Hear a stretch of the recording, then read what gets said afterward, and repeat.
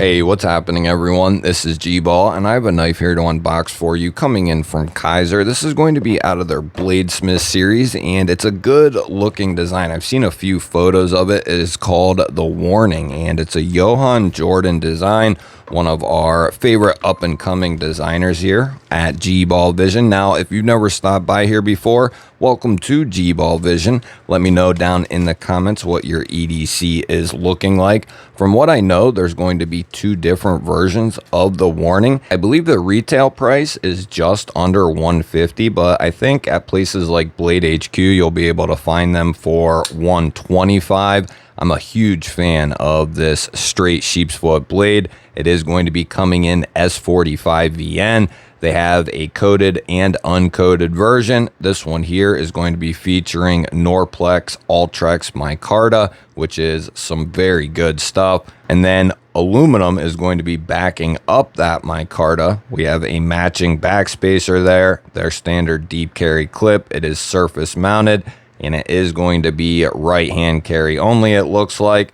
Also going to be their button top liner lock. This has those triangular studs, and if they're done properly, they do work, and it seems like these are going to be placed and done very well. You want that angle to be canted downward more, and that's the way this one is done, and that's going to work for the reverse flick and the thumb flick.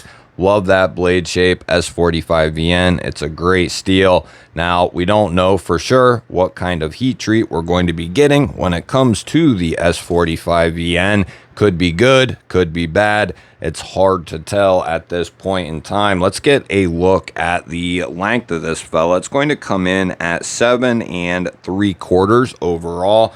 We have 3 inches of cutting edge, maybe a little bit more. Then about 3.5 inches of total blade. We'll bring out a couple of comparison knives. We have the Spyderco Para 3 up top and the PM2 down here on the bottom. And it's going to be fairly close to the Para 3, but a little longer on both ends. And 2 more, we have the Concept Strip up top here, and on the bottom is going to be the new Vizino Bronto. And you can see the Wharning is going to be quite a bit smaller than both of those.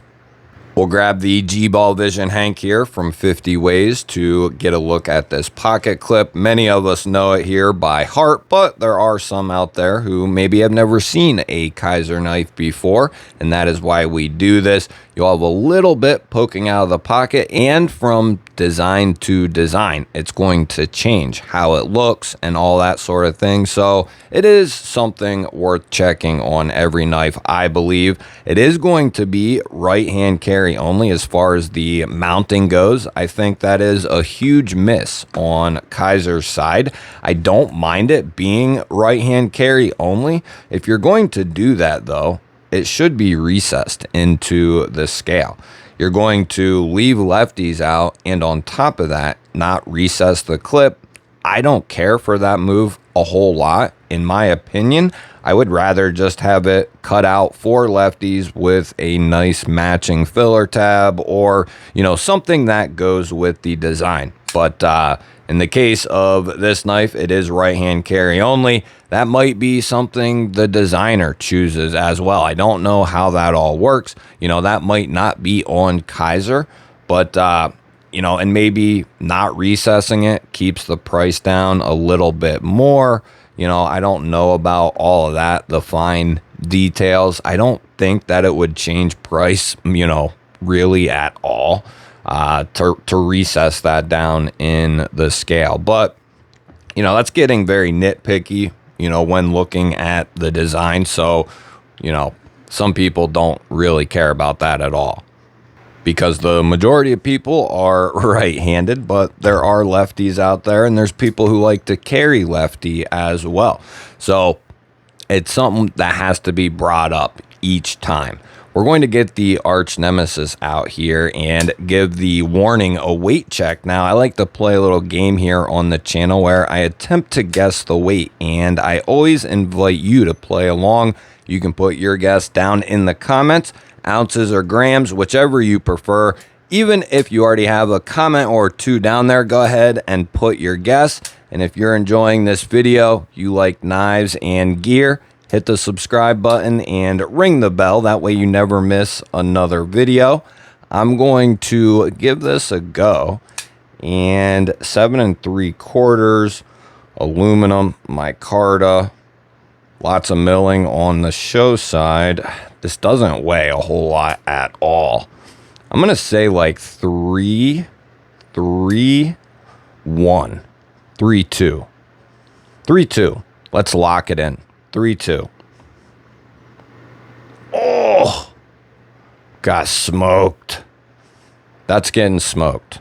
0.5 doesn't seem like a lot. It is pretty minuscule, but that's pretty horrible. 3.7 for those of you driving and listening. 106 grams is what it's coming in at. For you weirdos, that's what happens when you take a little break. Now we'll get to the caliper portion of the video where we measure the handle thickness and some stuff on the blade. 0.5 on the handle thickness, 12.9. Nice handle thickness there. Blade stock thickness, 2.96 millimeters, 116 thousandths. That is the thickest part of the blade, and it is nice and tall. Let's see what we're looking at for our BTE, which is a behind the edge measurement.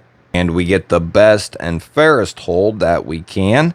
And that's going to come in at 23 thousandths there, directly behind the edge. Might have been able to come just a touch lower, but I would say that's pretty fair. We can call it 22, 23 thousandths, which is probably right where it's at, because that is basically the standard. We'll do a little edge check here with some notebook paper and a fancy design, something I had laying around. We'll figure something out. We typically use catalog paper or phone book paper, but sadly, those things are becoming very hard to get.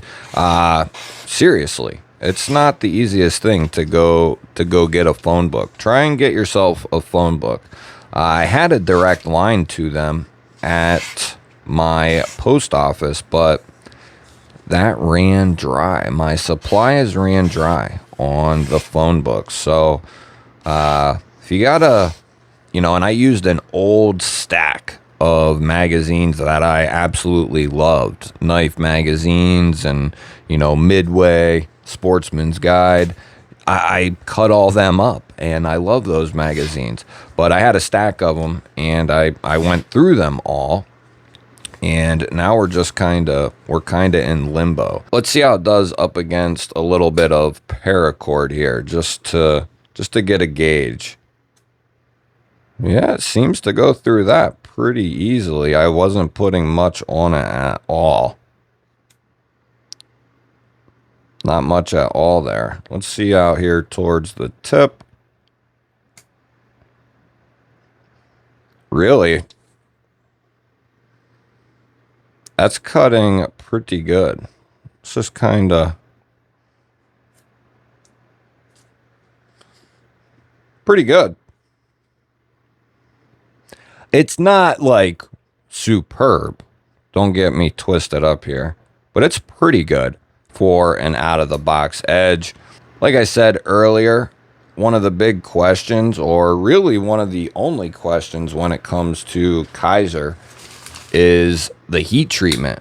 And there are some people out there who really don't care about that. It is evident by the sellouts that Kizer has on a month-to-month basis. They're constantly selling out knives, and people love Kizer. And for good reason. They are an awesome company. They put out tons of different designs. They're innovative. They're trying to do different things using different materials. They have all kinds of different classes of knives, so to speak, right? They're doing a lot of things really well, I would say, and they're heavily involved in the community for the most part.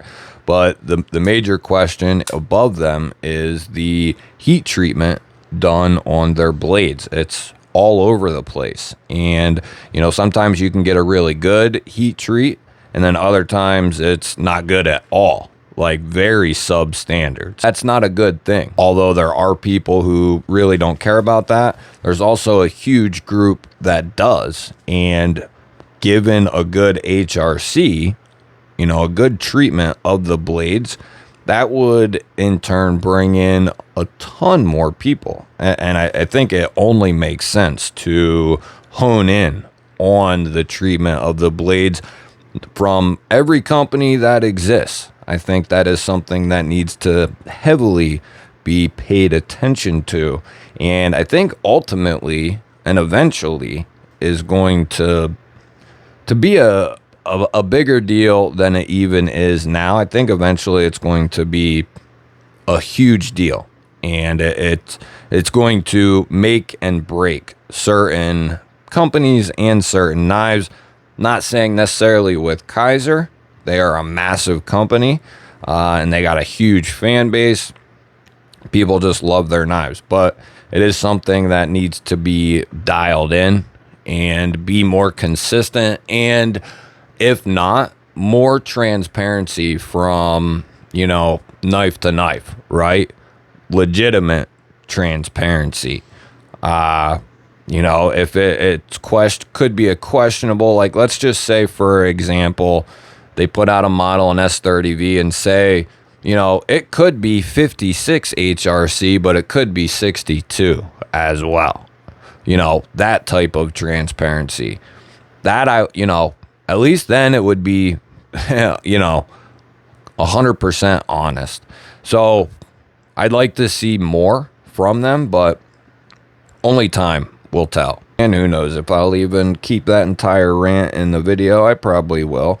We'll grab the driver out, go T8 there, and it is T8 on the pivot. It's also T8 there on the body screws, and it looks like T8 on the pocket clip as well. So excellent job in that regard. T8s all the way around. And, I know there's certain people out there who won't give them and don't give them the benefit of the doubt, and they have their reasons. I can hope that they do eventually start to care more about that, about the heat treatment and getting that more dialed in. If it takes going down to just a handful of steels, let's just say they focus on 4 or 5 steels, right? A couple, like 2 budget ones and 3 premium ones or something like that, and just dial those in. Just little ideas that pop into my head, but because they like to use a variety, and I think that's a good move if you can keep the heat treat up to a standard. We'll go ahead and run this guy through a couple of checks here. It is perfectly centered up, and the detent has felt nice all the way through the video here. I do like those triangular studs. They work well. I know I have said in the past, and I basically stick with that.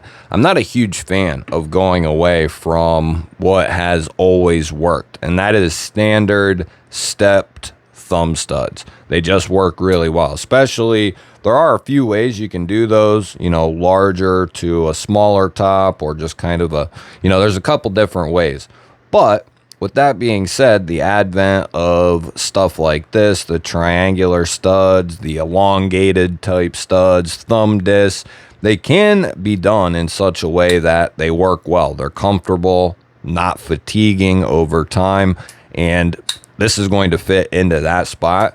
But it takes giving stuff time to work out over the years, because a couple of years ago, thumb discs were not good at all, and anything away from a standard thumb stud just really wasn't that good. But over the years, they have started to figure things out, and that's going to work well. It's comfortable. You have a ton of surface area there. It just works very nicely, and it's going to be the same on the flip side. You have that nice flat area there to come up underneath, and then that is going to be a recessed button there with this button top liner lock. We'll go ahead and give this a couple of tugs up and down, side to side, and we'll see what happens here. Give it a light tap just to get us going. We aren't doing this to see if you can hammer a nail into a tree with the spine of your blade. We're just doing this to make sure we have a good positive lockup. It is how we can catch things in the motion, that is how we can catch things right out of the box. I am a proponent of checking all this stuff right out of the box. That way you know what you are getting as a consumer. Waiting to test these things, you know, there's creators out there who advocate for waiting to test the lock. You know, I don't agree with that. Is that the case in some instances?